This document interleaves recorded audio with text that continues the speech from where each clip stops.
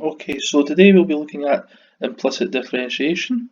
Okay, this is probably new to us, so let's take a good close look at it today.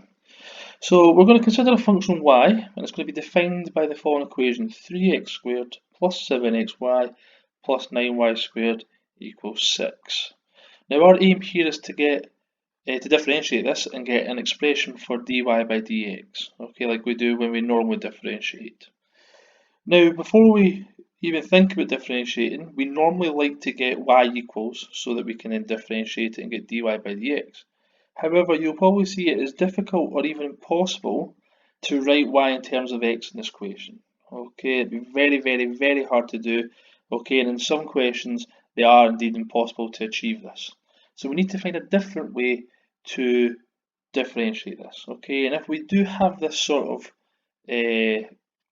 property where it's hard to get y equals, okay, by rearranging, then we say that a function that y is called an implicit function. Okay, so it's a part of our question, we need to deal with it during our question.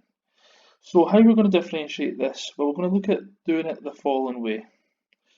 Okay, these functions can be differentiated term by term with respect to x, but we need to assume and remember that y is a function of x. Okay, so y is normally a function of x, like 2x squared or 5x squared, whatever it may be. Okay, so we need to remember y isn't just y, it's a function of x that we don't know yet. Okay, or we couldn't have got from our question. So we're going to differentiate it term by term. Okay, so the very first term we're looking at to differentiate will be 3x squared. Okay, so I'm going to do that first. So that's my same question we're going to look at.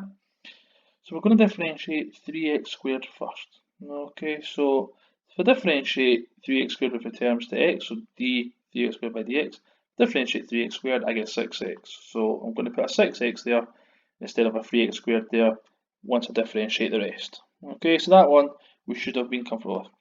The next one I want to differentiate is 7xy. Now, that there, okay, a bit trickier. That there, we're going to need the product rule for this. Okay, so what we're going to do is we're going to split up into two functions. So I'm going to call my first function y, and I'm going to call my second function 7x.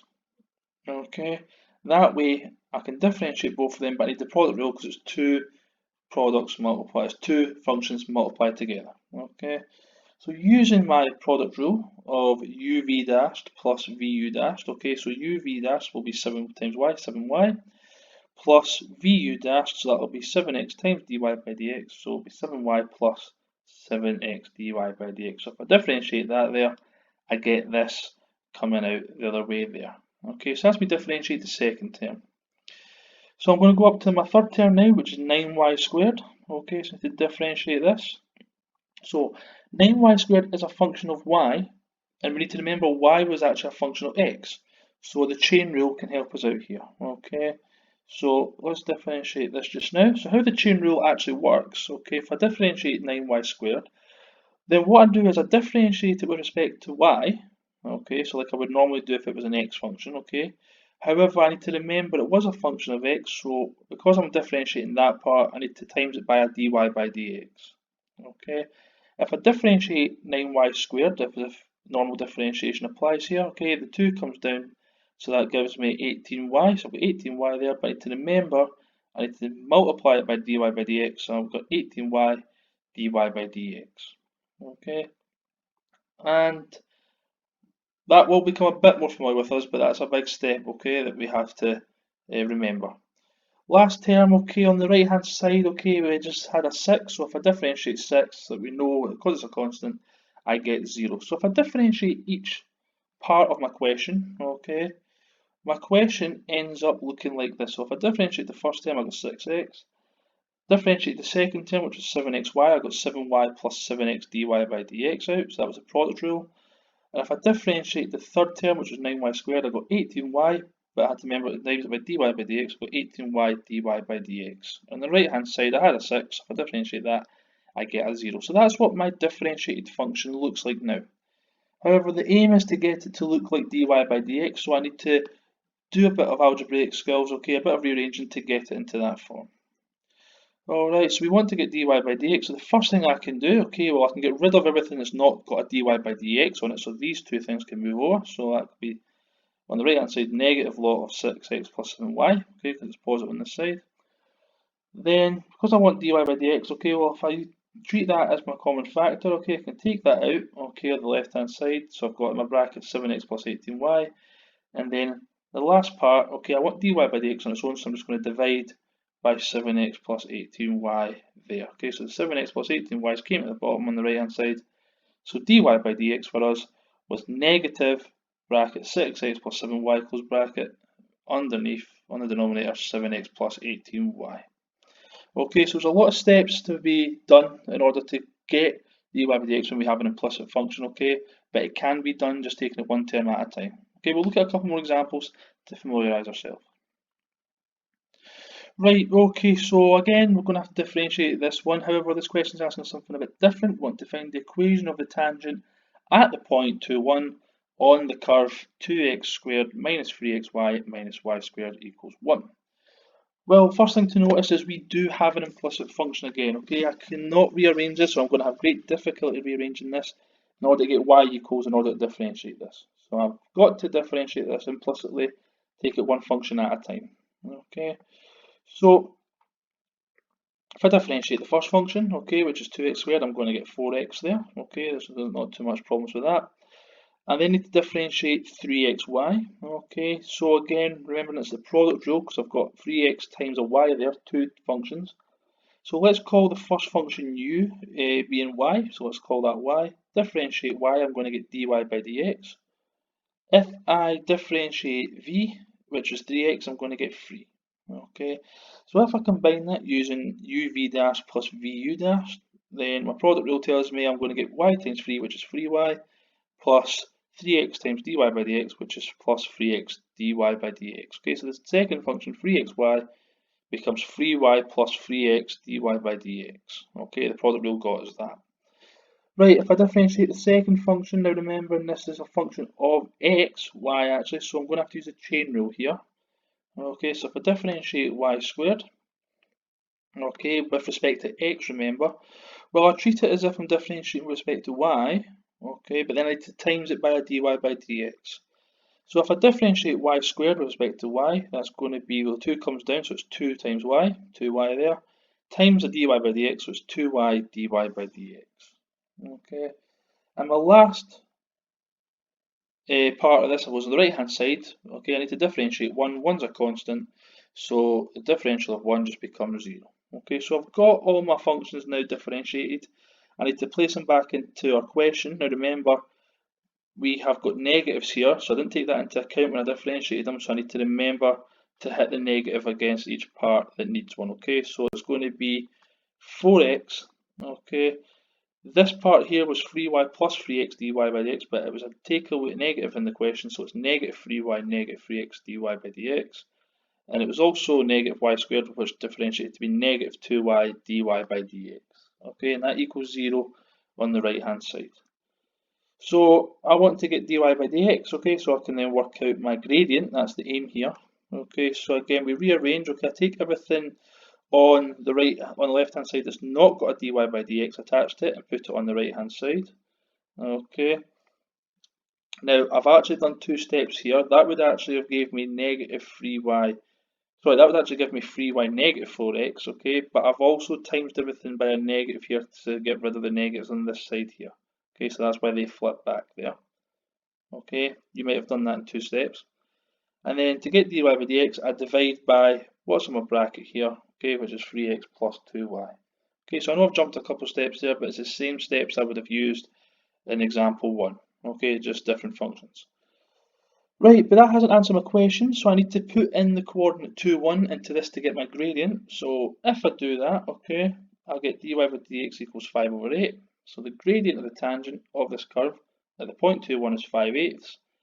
And then to get the equation, use this 5 over 8 with the point 2, 1, and I would get, this is the equation which looks better by writing 5x minus 8y equals 2. So that would be the equation of the tangent there. Okay, so here's a second example to see how it can be applied. However, the main thing for us again is differentiating one at a time, getting familiar with spotting it's a product rule. Okay, we have two different functions, And when it's just y, so y's or y squareds or y cubes or a function like exponential y or log y, then we need to use a chain rule, which means we have to times it by a dy by dx as well. Okay. We'll look at one last example to show that we can actually get the second derivative in a similar fashion. Right, okay, so given the same function that we had in the last question, okay, I want to find expressions for dy by dx and the second derivative d squared y by dx squared. Okay, so this could be a question we could be asked to find. Right, well, from example 2, we've seen that dy by dx got us this. Okay, so I'm not going to go through all that again, but you can look back at example 2 to show that's how dy by dx became this here. Okay, so what we're going to worry about is how we can get the second derivative d squared y by dx squared.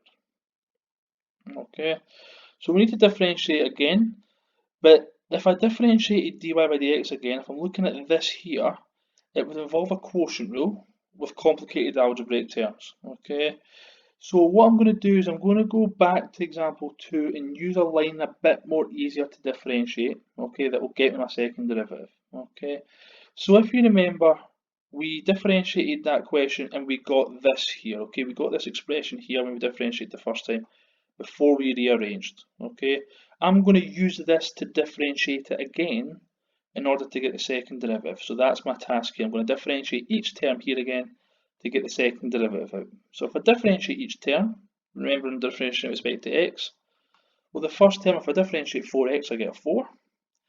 If I differentiate 3y, okay, well, that's the chain rule because y is a function of x. So if I differentiate it with respect to y, I need to remember to times it by a dy by dx. So if I differentiate 3y, okay, the y drops off, I get a 3. I need to times it by a dy by dx, so it's 3 dy by dx. Okay, so that's the second function, which was my 3y, differentiated to give me 3 dy by dx. Okay, I'm now looking to differentiate 3x dy by dx. Okay, so this here, okay, this is a product rule. Okay, I've got a function which is 3x, multiply another function which is the differential dy by dx. Okay, so I'm going to let u be my dy by dx. Okay, and if I differentiate that, I'm going to get d squared y by dx squared. Okay, I get the second derivative. If I differentiate 3x, I get a 3. Okay, therefore, if I combine uv dashed plus vu dashed, okay, I get 3 dy by dx plus 3x d squared y by dx squared. Okay, so the product rule there, if I differentiate dy by dx, I get d squared y by dx squared. Now, I also need to differentiate the last function, sorry, which is 2y dy by dx. Okay, so here, again, we have another product rule. Okay, so if I differentiate 2y dy by dx, okay, I'm going to let u be my dy by dx, and I'm going to let my v be 2y. Okay, so if I differentiate my u, I'm going to get d squared y by dx squared. We've seen that in the last part. If I differentiate v, but I need to remember I want to differentiate with respect to x, y is a function of x. So if I differentiate this normally, it would be 2, but then I need to remember to stick a dy by dx on. Okay, so it would be 2 dy by dx. I then use the product rule to combine them. So uv dash, so it's going to be dy by dx times 2 dy by dx. Well, that will give me 2 times dy by dx, but I've got 2 of them there multiplying, so that's dy by dx all squared. Not the same as this here, which is d squared y by dx squared. Okay, this is the second derivative. This is the first derivative times by itself, which is dy by dx all squared. Okay, so just notify the difference there. Okay, plus v u dashed. Okay, so that's 2y times d squared y by dx squared, which is plus 2y d squared y by dx squared. Okay, so that would be my product rule combined. So okay, so substituting each part back into its function. Okay, now remember I've got negatives here to deal with, so if I deal with that, okay, substitute everything in, I've got this function here now. Okay, so this is where it's differentiated again. Now, like the last question, we wanted to get dy by dx on its own. Well, because I want the second derivative, it means I want d squared y by dx squared on its own on the left-hand side. So I'm going to take everything off the left-hand side and put it on the right-hand side. It doesn't have a d squared y by dx squared. Okay, noticing this is different again, so this is going to move as well. So doing that, okay, I can take the 4, the negative 3y by dx out. Okay, I've got another one there, so that's actually negative 6 dy by dx. So if I put that over, I get plus 6y dy dx. Take this over, okay, that becomes positive, so that becomes 2 lots of dy by dx all squared. Okay, and I had a 4 there, which becomes negative 4. Okay, I've also took the negative off as a common factor with the d squared y by dx to get 3x plus 2y in my bracket here. Okay, so I took everything that didn't have a d squared y by dx squared on the right hand side. To get d squared y by dx squared, okay, I need to divide by this now. Okay, so if I divide by that, I get my function that looks like that there. Okay, so you can see the algebra does get a bit involved. Okay, now because I know what dy by dx was, we got an expression for that as an example 2, which would have been the first part of this question. I can then substitute what dy by dx was back into this function here, okay, in order to get d squared y by dx squared without any dy by dx's in the function. Okay, so a bigger question, a lot more complicated, a lot trickier. Okay, however, very similar process as it takes to find in the first derivative to get the second derivative, and it would be the same for the third, the fourth, and so on. Okay, thank you.